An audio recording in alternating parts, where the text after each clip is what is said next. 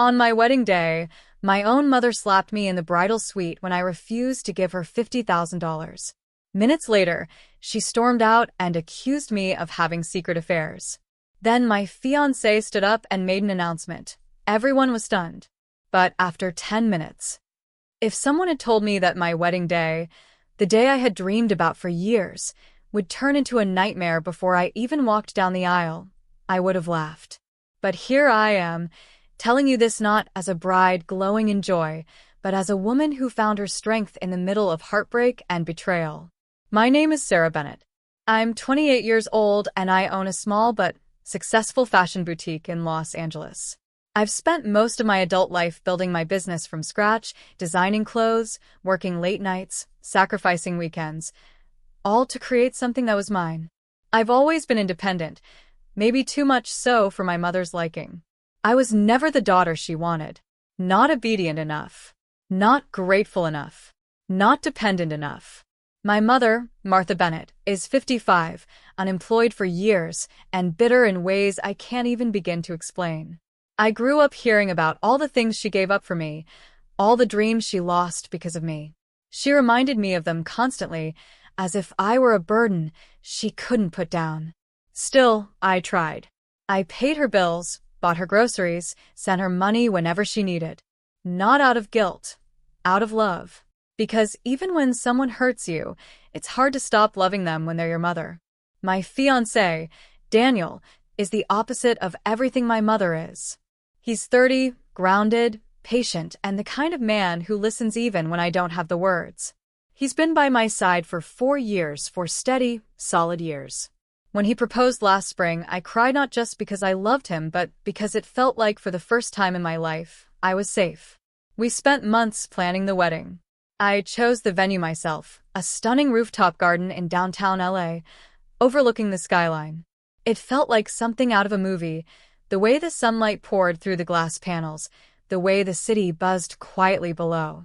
It was perfect, or so I thought. The morning of the wedding, I woke up early. My nerves were a mess, but in the best way. I remember looking at my reflection in the mirror, wearing the silk robe my best friend gave me, and thinking, this is it. Today, everything changes. I didn't realize how right I was.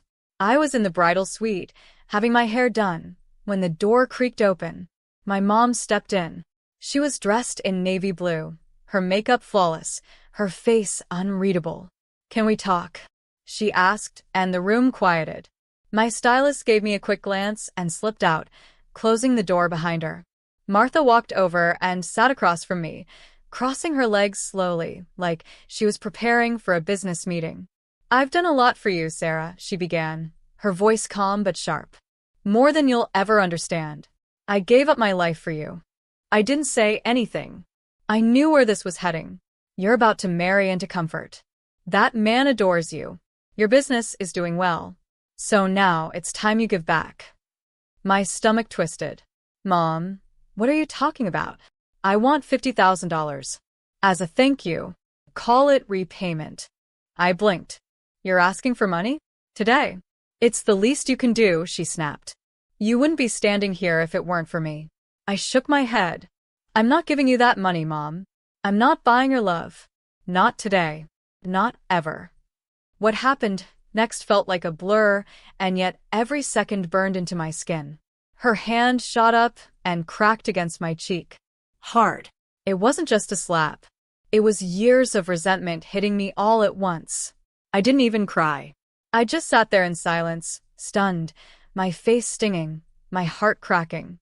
She stood, straightened her dress, and said, "If you won't give me what I deserve, then maybe Daniel deserves to know the truth about you." "What truth?" I asked, my voice hoarse. "You'll see," she muttered before walking out the door.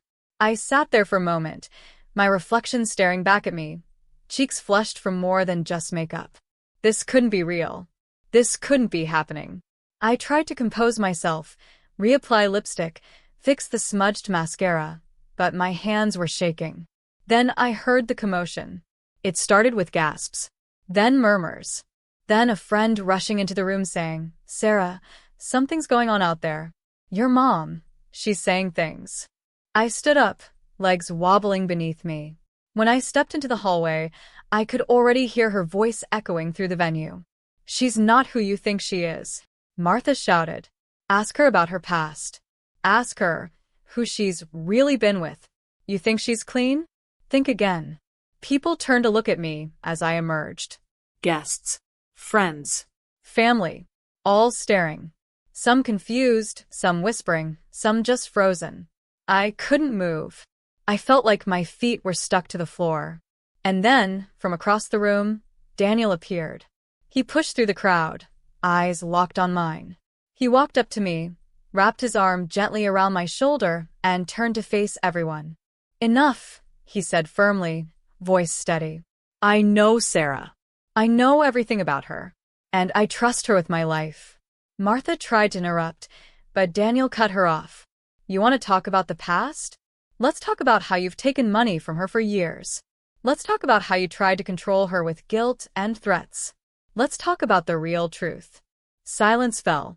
Martha's face dropped. For once, she had no words. Daniel turned to me and whispered, "You okay?" I nodded, still shaking. "Then let's get married," he said. And somehow, I took his hand and followed him to the altar. But what came next would change everything. Not just that day, but my whole life. Walking down that aisle, my hand in Daniel's, felt surreal. The room was still buzzing from what had just happened. My mother's public meltdown, the ugly accusations, the slap, the tension in the air. But Daniel held me steady. I could feel the strength in his grip, not forcing me forward, just guiding me. Standing beside him gave me the courage to keep going. I didn't look at anyone else. I couldn't. If I did, I might have collapsed under the weight of the stairs. The ceremony itself was a blur. I heard the words, but my mind was floating somewhere between disbelief and heartbreak. I had imagined this moment for so long, how I would feel, how I would smile, how I might cry tears of happiness. But now, everything was different. The flowers still bloomed. The music still played. The officiant still spoke. But a wound had opened inside me that I didn't know how to close. And yet, as we said our vows and Daniel looked into my eyes with nothing but love and loyalty, I realized that this day, though scarred, still held beauty. He had chosen me, knowing everything, seeing everything. And he had not stepped back. He had stepped closer. After the ceremony, we kept the reception short. The mood was strained, and people weren't sure what to say or how to act. Some guests left early, clearly uncomfortable. Others came up to me quietly, offering hugs and whispered words like, "You're so brave," or "I'm so sorry that happened." I just nodded. I didn't have the energy to respond to everyone. Martha had disappeared after Daniel's speech. She didn't stay for the vows. She didn't try to explain herself. Part of me was relieved. Another part of me was scared, because I knew she wasn't done. She never just walks away. She waits, then strikes harder when you least expect it. The day after the wedding, I woke up with swollen eyes and a heavy chest. I sat in our hotel room, staring at the skyline of Los Angeles through the glass window, wondering what I was supposed to feel. Grateful? Devastated? Angry? Daniel came and sat beside me, holding 2 cups of coffee. He handed one to me and kissed the top of my head. "You were amazing yesterday," he said softly. I didn't feel amazing. "You were," he insisted. "You stood your ground. And I'm proud of you." I nodded, sipping the coffee, letting the warmth settle in my hands. After a few moments of silence, I finally said it. "I don't think I can keep her in my life." He didn't say anything right away. He just looked at me with those calm eyes that always made me feel seen. "You don't have to," he said. "Not anymore." That's when I broke down. All those years of pretending it was okay, convincing myself that maybe she'd change, maybe one day she'd love me the way I needed. All of that shattered. "I've given her everything," I whispered. "And it's never been enough. She's always wanted more." Daniel reached over and wrapped his arms around me. "Then it's time you take something back." Those words stuck with me. Later that week, I began going through old records. Bank transfers, credit card bills, anything that could trace where my money had gone over the past few years. I already knew she had borrowed money regularly. But what I hadn't realized until I looked closer was how much she had taken without asking. Cards in my name that I didn't remember authorizing. Charges for things I never bought. Cash withdrawals on joint accounts I didn't even use anymore.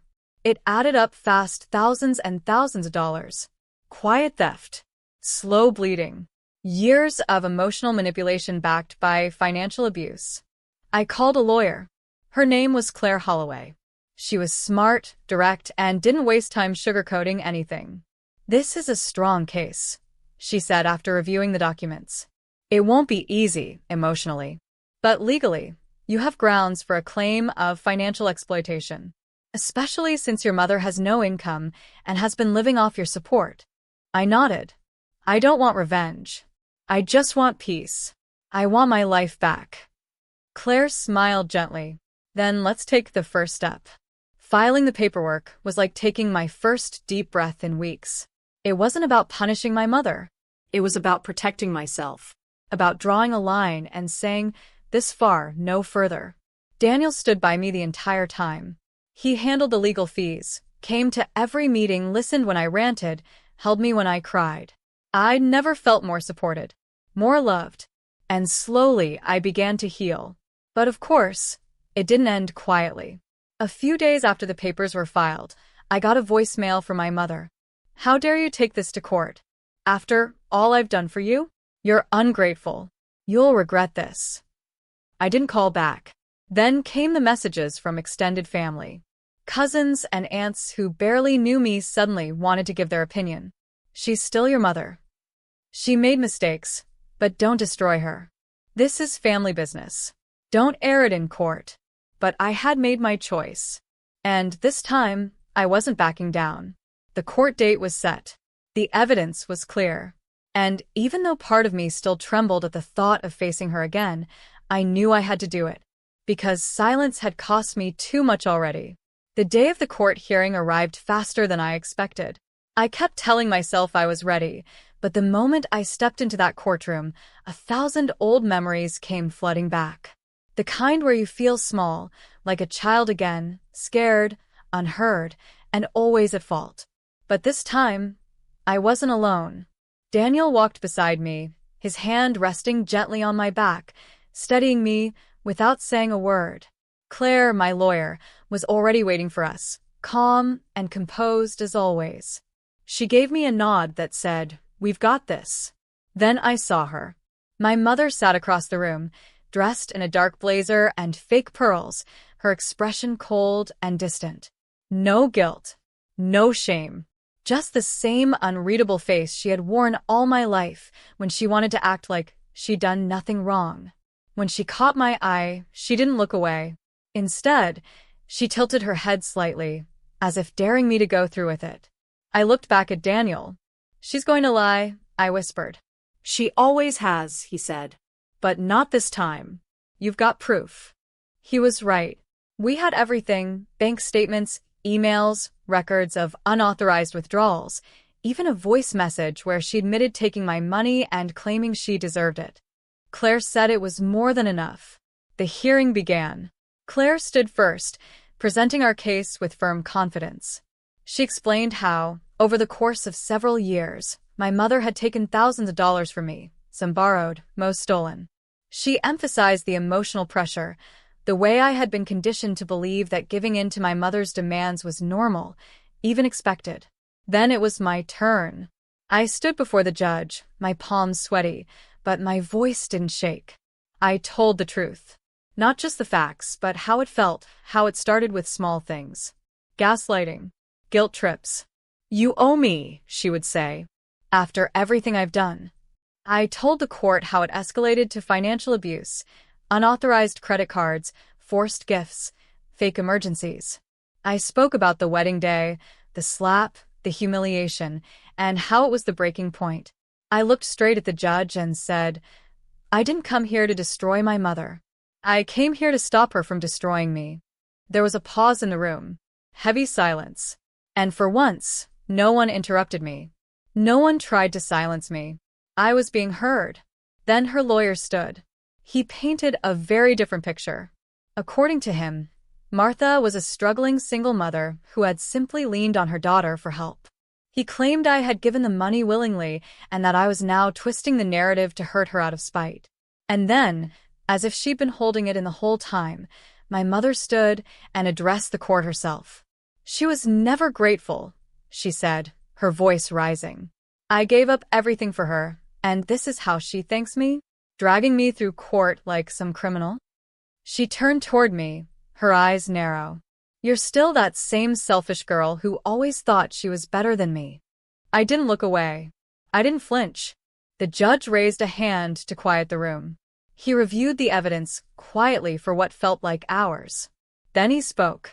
Based on the financial documents, the statements provided, and the recorded messages, the court finds in favor of the plaintiff, Sarah Bennett.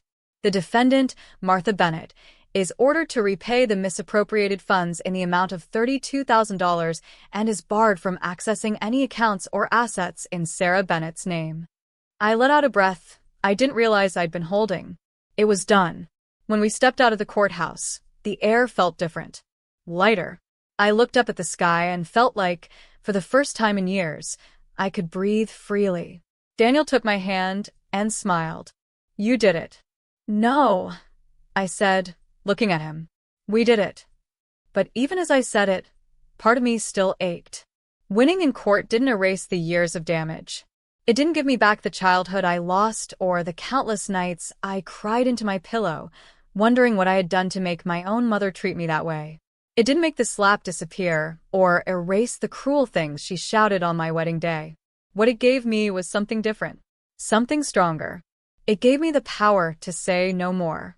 I cut off all contact after that, blocked her number, changed my emergency contacts, moved forward without the weight of her presence dragging me down.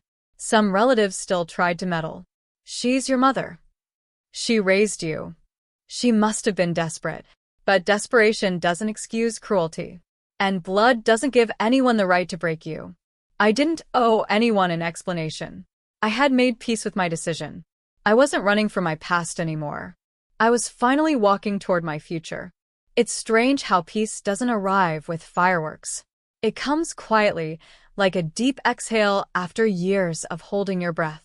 That's how it felt when everything finally settled, after the court, after the messages stopped, after the noise died down. I remember waking up the morning after the hearing, lying next to Daniel in our small apartment, and realizing for the first time in a long time, I wasn't afraid.